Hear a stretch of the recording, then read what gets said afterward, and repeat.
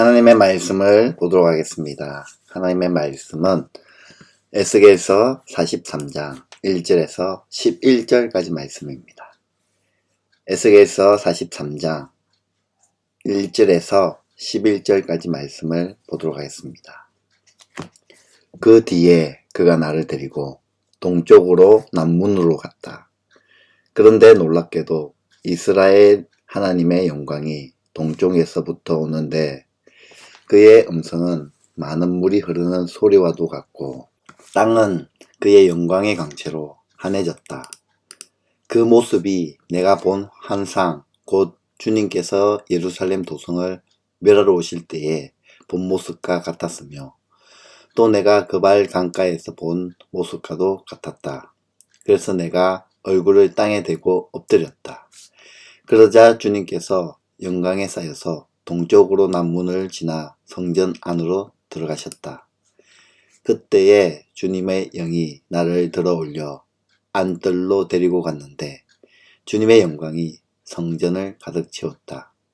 그 사람이 내 곁에 서 있는데 나는 성전에서 들려오는 소리를 들었다. 나는 말하는 소리를 들었다. 사람아, 이곳은 내 보좌가 있는 곳, 내가 발을 딛는 곳, 내가 여기 이스라엘 자손과 더불어 영원히 살 곳이다. 그래서 이스라엘 자손이 내 거룩한 이름을 다시는 더럽히지 못할 것이다. 백성이나 왕들이 음란을 피우거나 죽은 왕들의 시체를 근처에 묻어서 내 거룩한 이름을 더럽히는 일이 다시는 없을 것이다. 그들이 왕궁의 문지방을 내 성전의 문지방과 나란히 만들고 그들의 문설주를 내 성전의 문설주와 나란히 세워놓고 나와 왕들 사이에는 벽 하나밖에 없도록 만들었다. 그들이 저지른 역겨운 일들로 내 거룩한 이름을 더럽혀 놓았기 때문에 내가 내 분노로 그들을 멸망시켰다. 그러나 이제 그들은 음란한 행실을 멀리하고 시체들을 내 앞에서 치워버려야 할 것이다. 그러면 내가 그들과 더불어 영원히 살겠다. 너 사람아, 너는 이스라엘 족속에게 이 성전을 설명해 주어서 그들이 자기들의 온갖 죄악을 부끄럽게 여기게 하고 성전 모양을 청량해 보게 하여라. 그들이 저지른 모든 일을 스스로 부끄러워하거든 너는 이 성전의 설계를 그들에게 가르쳐 주어라. 성전의 배치도 성전의 출입구, 이 성전의 건축 양식 등 모든 규례와 법도와 모든 율례를 그들에게 알려주고 그들이 보는 앞에서 글로 써주어서 그들이 이 성전의 건축 설계의 법도와 규례를 지키고 행하게 하여라. 아멘. 오늘 우리가 읽은 에스겔서 43장 1절에서 11절까지 말씀을 통하여 주님의 영광이 돌아오다 라는 제목으로 말씀을 전가하도록 하겠습니다. 에스겔 40장에서 43장까지는 새 성전에 관한 말씀입니다. 40장은 성전 외부에 있는 문들의 장식에 대해서 말씀하고 있고 41장은 지성소를 비롯한 성전의 본 건물의 양식에 대해서 말씀하고 있습니다. 42장은 성전의 부속 건물인 제사장들의 방과 사면의 담에 대해서 전가합니다. 오늘 본문은 새 성전에 임한 여호와의 영광과 번제단에 대한 부분을 말씀하고 있습니다. 하나님의 천사는 에스겔에게 성전 외곽 거룩한 것과 속된 것을 구별하는 담의 사면을 청량하게 한 뒤 곧장 그를 성전 동문으로 난 문으로 데려갔습니다. 2절, 3절이죠. 동쪽에서부터 오고 있는 하나님의 영광을 그가 눈으로 시청각으로 묘사합니다. 웅장하게 묘사되어 있는 하나님의 영광 앞에 이스라엘이라는 단어, 수식어를 덧붙여 있습니다. 오늘 우리에게 있어서 이 수식어는 큰 의미가 다가오지 않습니다. 오히려 본문의 역동적인 느낌을 이어가기 위해서는 이 이스라엘이라는 단어를 빼는 것이 적절하다라고까지 생각됩니다. 그럼에도 불구하고 이 이스라엘이라는 단어, 수식어를 더하여 기록한 것은 당시 본문을 대하는 바벨론의 포로였던 이스라엘 백성들을 위함이었습니다. 선민으로서의 의무는 저버린 채 권리만을 주장했던 그들은 이방의 포로로 전락했습니다. 하나님의 영광 앞에 이스라엘이라는 단어를 다하여 기록한 것은 소망 없이 연명하던 그들로 하여금 하나님의 언약 백성으로서의 정체성을 깨닫고 소망을 심어주기 위함입니다. 좀 깨닫기 위한 하나님의 방법이죠. 세상에 많은 아버지들이 존재하지만 내게 더욱 특별한 분은 나의 아버지입니다. 그분만이 자녀된 우리에게 자신이 가진 모든 것을 주실 수 있습니다.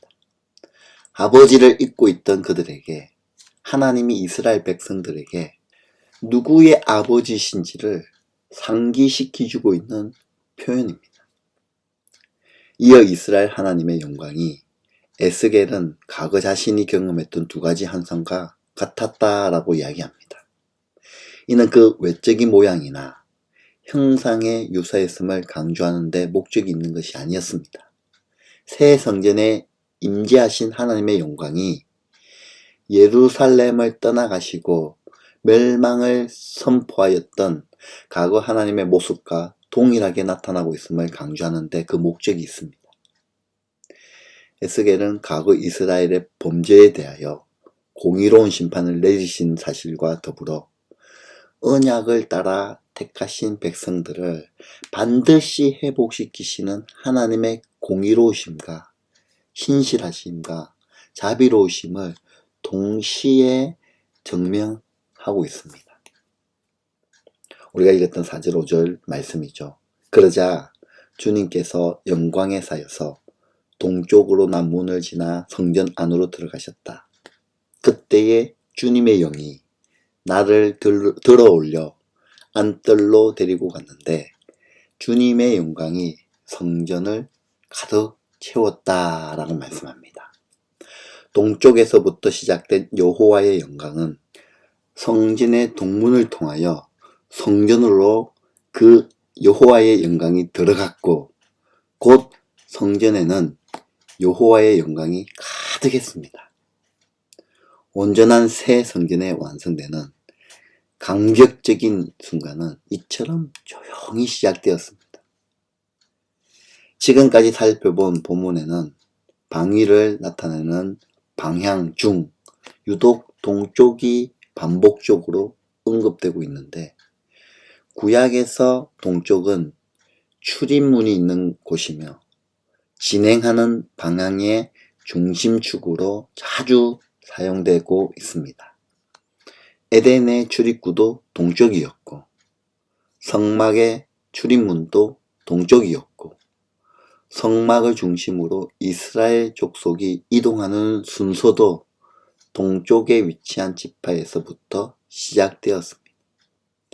더욱 주목해야 할 부분은 예루살렘 성전 문지방에 머물렀던 하나님의 영광이 성전 문지방을 떠나 그룹들 위에 머물고 있던 쪽도 동문이었습니다. 성전 멸망에 관한 부분에서도 여호와의 영광이 동문을 통해 떠나였음을 밝히고 있습니다. 이처럼 특별한 의미가 있는 동문으로 여호와의 영광이 임하는 장면은 아마도 동쪽에서 시작되는 일출급 이상의 간격이었을 겁니다. 이제 에스겔은 하나님의 영광이 그 성전에 임한 새 성전에서 들려지는 메시지를 전합니다. 7절 본문 말씀입니다. 나는 말하는 소리를 들었다. 사람아, 이곳은 내 보좌가 있는 곳, 내가 발을 딛는 곳, 내가 여기 이스라엘 자손과 더불어 영원히 살 곳이다. 그래서 이스라엘 자손이 내 거룩한 이름을 다시는 더럽히지 못할 것이다. 백성이나 왕들이 엄난을 피우거나 죽은 왕들의 시체를 근처에 묻어서 내 거룩한 이름을 더럽히는 일이 다시는 없을 것이다 라고 말씀합니다. 여호와께서 새 성전에 영원히 임재하시겠다는 선언과 함께 과거의 성전을 떠나게 만들었던 두 가지 문제를 지금 말씀하고 있습니다. 먼저는 이스라엘 백성들과 그들의 왕까지도 엄난을 일삼았던 부분입니다. 이스라엘 백성 그리고 지도자인 왕까지도 음행으로 그들이 죄를 지었다는 부분이죠. 이는 육체적 음행을 넘어 우상을 쫓는 신앙적 변질을 의미합니다. 이어서 왕들의 시체에 대한 더러워진 부분입니다. 죽은 왕들의 시체가 정확히 무엇을 의미하는지에 대해서는 다양한 해석이 있습니다. 그러나 여기서 죽은 시체로 번역은 비석으로도 번역됩니다. 따라서 성전에 딸린 어느 지역에 죽은 왕들을 신성시하기 위해 비문이나 기념비를 세워 자신의 일들을 드러내는, 인간의 일들을 드러내는 그런 악행을 의미하는 것이 유력해 보입니다. 이어 보다 직접적인 교훈이 이어지고 있습니다. 9절이죠. 그러나 이제 그들은 엄난한 행실을 멀리하고 시체들을 내 앞에서 치워버려야 할 것이다. 그러면 내가 그들과 더불어 영원히 살겠다. 새 성전의 목적은 하나님께서 당신의 백성들 가운데 영원히 함께 하시고 영원히 거하시기 위함입니다. 과거에 범한 두 가지 죄를 다시 짓지 않으면 하나님과 영원히 함께 할 수 있음을, 하나님과 영원히 거할 수 있음을 교훈합니다. 이를 통해 우리는 하나님의 백성이 하나님과 함께하고 싶은 마음이 아닌, 인간이 하나님과 함께하고 싶은 마음이 아니라 하나님께서 그 백성들과 함께하고 싶어 하시는 분명한 의지를 오늘 본문을 통해 확인할 수 있습니다. 우리가 하나님과 더 함께 거하고 싶은 것이 아니라 하나님이 자신의 백성들과 더 같이 있고 싶고 더 친밀한 관계를 가지고 싶고 더 거하고 싶은 하나님의 마음이 담겨 있는 것을 볼 수 있습니다. 이를 보다 구체적으로 실현하기 위해 하나님은 에스겔에게 새 성전에 대한 구체적인 설명을 통해 백성들을 온전하게 회복시킬 것을 명령하십니다. 10절입니다. 너 사람아, 너는 이스라엘 족속에게 이 성전을 설명해 주어서 그들이 자신들의 온갖 죄악을 부끄럽게 여기게 하고 성전 모양을 청량해 보게 하여라. 그들이 저지른 모든 일을 스스로 부끄러워하거든 너는 이 성전의 설계를 그들에게 가르쳐 주어라. 성전의 배치도, 성전의 출입구, 이 성전의 건축 양식 등 모든 규례와 법도와 모든 율례를 그들에게 알려주고 그들이 보는 앞에서 글을 써주어서 그들이 이 성전의 건축 설계의 법도와 규례를 지키고 행하게 하여라 라고 말씀합니다. 에스겔을 통해 백성들에게 성전의 물리적 치수뿐만 아니라 역사적인 치수, 즉 과거의 죄악을 깨닫게 할 것을 말씀하십니다. 자신들이 저지른 가오에 대한 반성을 보이면 다시금 성전의 제도와 구조, 그 모든 규례와 법도, 율례를 설명하고 지키게 할 것을 말씀하십니다. 이것은 거룩하신 하나님과 다시 함께 살게 된 이스라엘 백성들은 반드시 거룩해야 함을 말씀하고 있습니다. 너희들은 그 거룩함을 잃어버려서는 안 된다. 이젠 예전에는 그런 모습이었지만 이제 거룩함을 가지고 내 앞에 바로 서라 라고 말씀하고 있는 거죠. 이를 위해 백성은 새 성전의 도면과 규법을 익혀 성전을 더럽혔던 옛 일을 돌아보고 성전 전체를 거룩하게 지켜야 합니다. 성전의 중심에는 번제단이 있는데 하나님은 번제단의 크기와 모양을 정하시고 번제단을 정결하게 하십니다. 번제단이 정결해야 제사를 드릴 수 있기 때문입니다. 하나님은 죄로 인하여 더러움 때문에 성전을 떠나셨지만 돌아오시면서 자기의 영광으로 그 더러워진 성전을, 그 백성들을 몰아내셨습니다. 하나님은 우리 속에 더러움을 몰아내고 우리를 성전 삼으셨으니 우리의 삶을 하나님의 영광으로 빛나게 해야 하는 겁니다. 하나님은 화려하고 웅장한 예배를 기뻐하시는 것이 아니라 거룩한 삶과 정결한 마음을 드리는 예배를 기뻐하십니다. 예배의 핵심은 거룩함입니다. 정결합니다. 깨끗함입니다. 우리의 삶이 거룩함을 가지고 우리의 삶이 정결해야 되며 우리의 삶이 깨끗해야 합니다.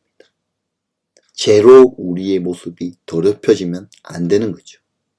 우리의 삶에 거룩함을 잃어버리지 않도록 우리 자신을 돌아보며 우리 가정을 돌아보며 나라와 민족을 돌아보며 나아가야 합니다. 오늘 말씀의 결론입니다. 본문을 통해 동쪽에서 시작된 이스라엘의 하나님의 영광이 동문을 통해 성전에 임했을 때 비로소 온전한 성전으로 완성됨을 확인했습니다. 우리가 하나님과 함께 하기를 바라는 것보다 하나님이 우리와 함께 하기를 더 바라고 계심을 확인했습니다. 우리가 믿는 복음은 이러한 하나님 아버지의 마음을 증명해 보입니다. 예수님은 자신의 육체를 가리켜 성전이라고 칭하셨고 사도 바울은 성도된 우리가, 저와 여러분이 성령의 전이라고 교훈했습니다.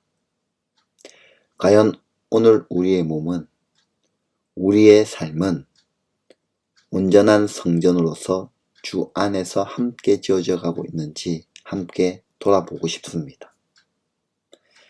그 거룩하신 하나님이 내 속에 계시는지, 혹 과거의 육체적, 영적 음란과 세상의 헛된 것들을 탐하고 있다면 이런 우리를 대신해 자신의 몸을 찢어주신 주님의 십자가를 향해 우리의 시선을 고정합시다.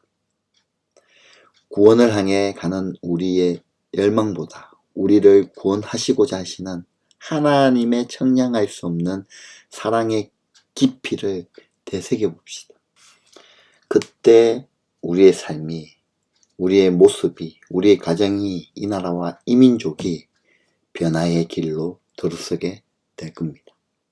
저와 여러분이 그 성전, 거룩함을, 내 몸을 거룩하게, 깨끗하게, 영적으로 깨끗한 모습으로 하나님 앞에 바로 서는 저와 여러분, 그리고 여러분의 가정이 되시기를 주님의 이름으로 축원드립니다.